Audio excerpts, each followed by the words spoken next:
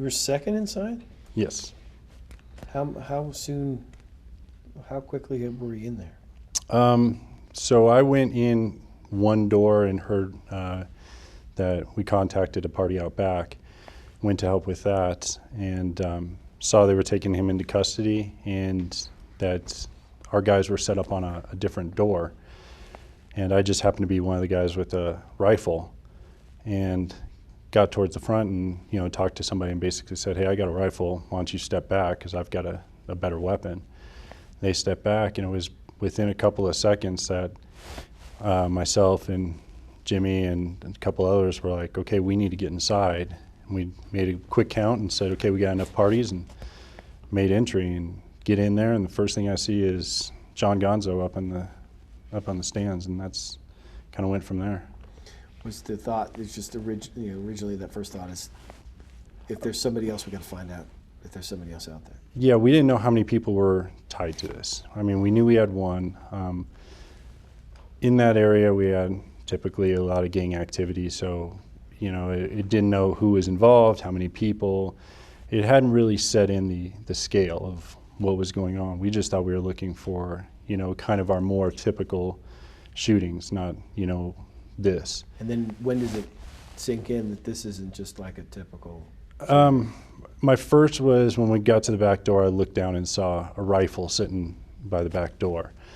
And most of our, you know, gun crimes aren't with rifles. You know, they're, you know, just happen to be opportunities and people have concealed weapons, so usually pistols and smaller things. So that was kind of my first. And then when we went in, the front door made an L and to a second door, and when I first went in that door is kind of when I got the idea of the scale of what was going on. People everywhere. There were still people inside, people down. There was another a shotgun laying there. And, you know, to me it was thinking more than one party. You know, a couple of long guns, typically you don't carry two, you carry one, and then usually a pistol like we would do. And so two, my thought was, okay, we're looking for a second person. So we kind of took a look in the theater real quick, and then out of the corner of my eye, I see another team entering in, and it was just a few seconds later we had, you know, it seemed like 20 cops in there, and we kind of had an idea if there was a bad guy in here, you know, he's not going to do anything with this. So if there was another bad guy, it's probably in a different theater, so we need to start looking in the different theaters looking for him. How long did that take? You know, it seems like it took forever, but I'm sure it went by fast. Like a lot of these, time seems to slow down. I remember certain aspects really detailed that, you know, to me it seemed like it took minutes, but were probably just a few seconds. And other times where, you know, it seemed to just fly by, and maybe that was, you know, 2 hours later and the sun's coming up, or, you know, whatever. It's, you know, you get a little bit of time distortion. I know when I came in, we were just trying to get everybody safe, and, you know, some of the training we had is, you know, unfortunately you're going to have to step over the people that can't, you know, help themselves and help the ones that are able to, and get those people out first because you know they can be saved, and start moving them. And then when I took one person out, came back in, you know, there was even more cops. And, you know, that was, again, my second thought is we got to find the other guy.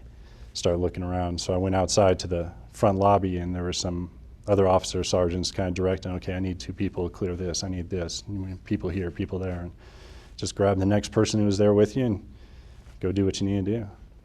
You think about that night a lot, or is that kind of past? I do, in ways that, you know, especially since then, what can I do better? How can, you know, if this ever happened again, am I prepared for it? Because, you know, you hear things in the news all the time where attacks are happening. Okay, what can we do? How are we ready? What can we do? And if it did happen again, then I think we as a department are better prepared, since it happened to us once. Are you a different person? I don't think so. I mean, I always wanted to get into this to help somebody, you know, and I think the biggest thing for me, especially that night, is that I really did think we were helping a lot of people. I mean, sometimes you go out and you stop a car with, you know, broken taillights or expired registration, and, you know, it's part of the job, but you're not making a huge difference. In that one, there's like no way around it. You know you helped people and changed people's lives. So People lived people lived. what you guys did. Yeah. You know, for me, it's some of the prior incidents leading up to this, just certain calls kind of built on how we, you know, just your experience. We had an incident where a gentleman was shot and we hadn't found the bad guy yet, and we ended up loading him into, well, a couple officers loaded him into a police car and drove him to the ambulance that was a little further away where they were safe. And Steve Redfern was on that scene, and you know, there's no doubt in my mind that, you know, that scene, that incident played into this when people started looking, hey, can we get these guys out of here? You know, we can't wait for an ambulance anymore. Let's get them in the cars and get them out of here. So. You designed something? Yeah, the pen. This is our theater pen. Why'd you do that? They did an open kind of request of anybody who's interested in designing it, and I happened to be flying to meet my wife for a trip, and was just on a plane, had some time to kill, and kind of squared out, you know, approximate size, and just started drawing ideas that come to mind, and got back and had something, you know, very similar to this, and had a friend of ours on the department who had like a Photoshop program or a paint program, and you know, colored it in the way it kind of looks now, and passed that on and went up to the board, and board decided on it. So Why is that important? to me, it's, you know, I'm proud of it. You know, I go around to the guys on the department, and about half know I made it, but the rest I'm like, hey, I really like that pen, and you know, kind of joking with them. To me, it's just more the meaning in it. You know, I don't think a lot of people know all the ideas that went through my head and kind of what each part means. So I'm very proud of the pen. I'm proud to see people wear it. And How many of your colleagues do you think are still really struggling with this? probably more than one let on.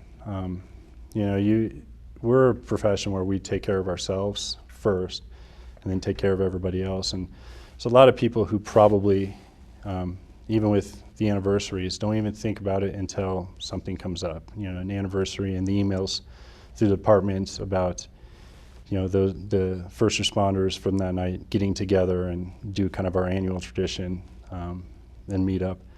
They probably don't think about it, and then it starts to get a little harder, and then the night passes, and then it starts getting a little easier again. And you know, some people just don't deal with it very well. You know, and that's why we're here, to try and talk to people and say, yeah, we're here. You know, we're here to help you. We're here to, if you want to talk to any of us.